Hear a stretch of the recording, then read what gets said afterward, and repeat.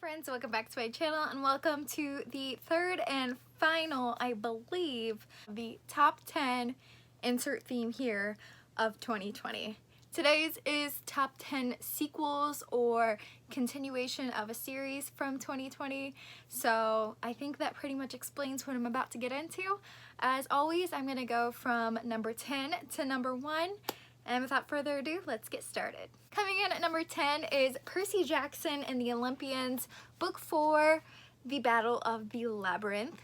Again, as I said, this is book 4 out of 5, and in this, it's a middle grade series about Percy Jackson, who is a half-blood, aka half-human, half-god, and it follows the sons and daughters of the Greek gods, and they all go to this camp every summer called Camp Half-Blood and fight off monsters and demons and whatnot of the Greek mythology world.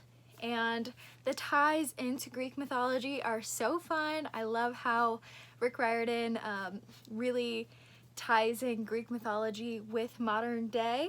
And yeah, Battle of the Labyrinth was definitely my favorite because the relationships have really started to evolve.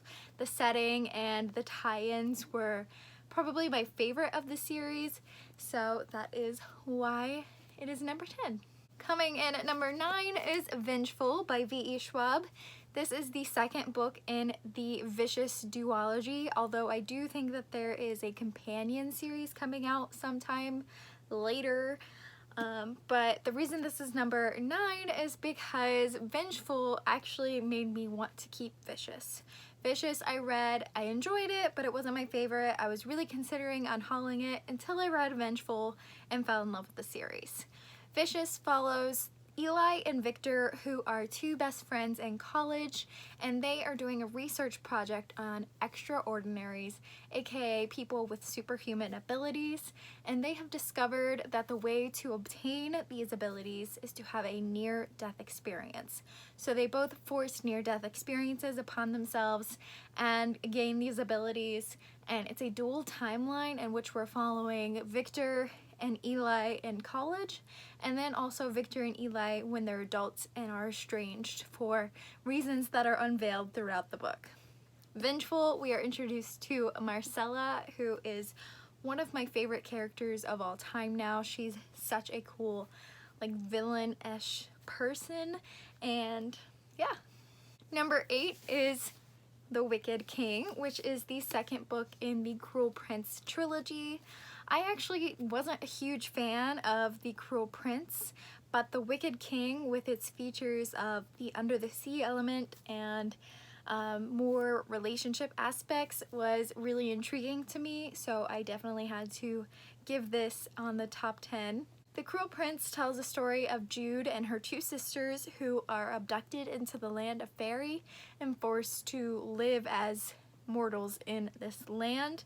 And Jude hates everyone and everyone hates Jude, and it's the best worst characters you'll ever meet.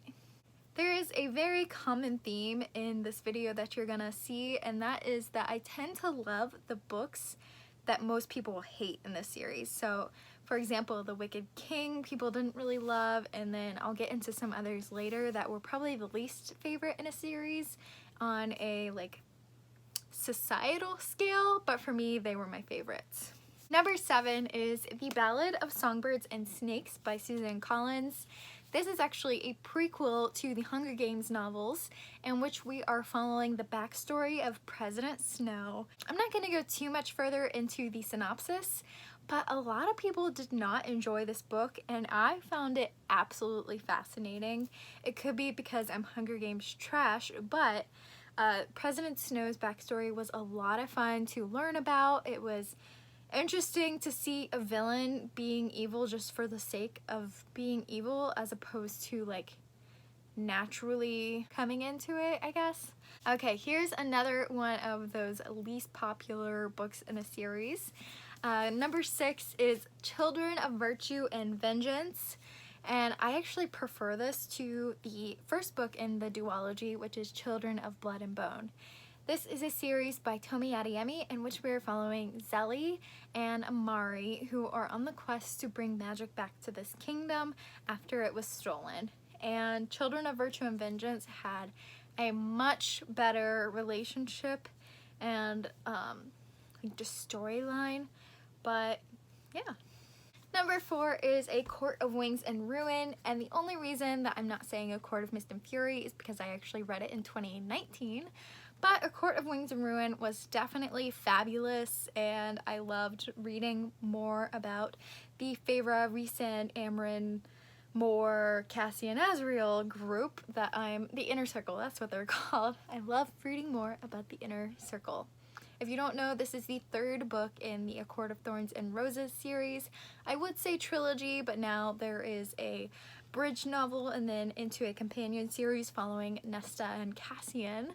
So yes, this is the 3rd and final book of the original trilogy. Number 4 is Heir of Fire, which I believe is the 4th book in the Throne of Glass series, depending on where you place the Assassin's Blade. But this was my favorite because we got more into the magical element of the series, which I really loved learning about.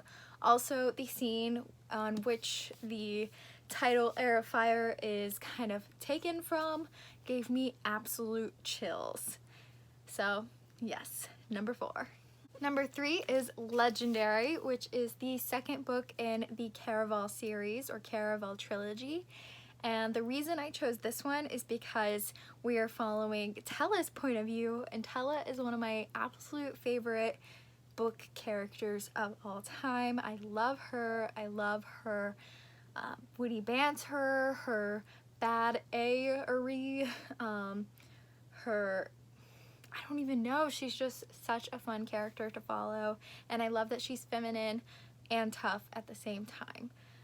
But Caraval follows the series of 2 sisters who all they have ever wanted to do is go to this week-long nighttime scavenger hunt, and this year Tella is kidnapped and is considered the prize, so you have to find Tella to win this year's prize. Number 2 is Starsight by Brandon Sanderson, which is the 2nd book of the Skyward, I believe, quartet. I believe it's going to be 4 books. We're only up to Starsight being published, but again, a lot of people did not like this one as much as Skyward, but I thought it was just as good.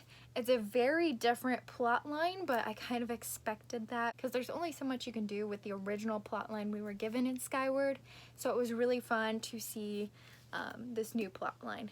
Skyward is the story of Spensa, whose father left and abandoned his team in the middle of the largest battle and was henceforth labeled a coward, and now Spensa has to prove herself and prove that she is not a coward and join the flight school.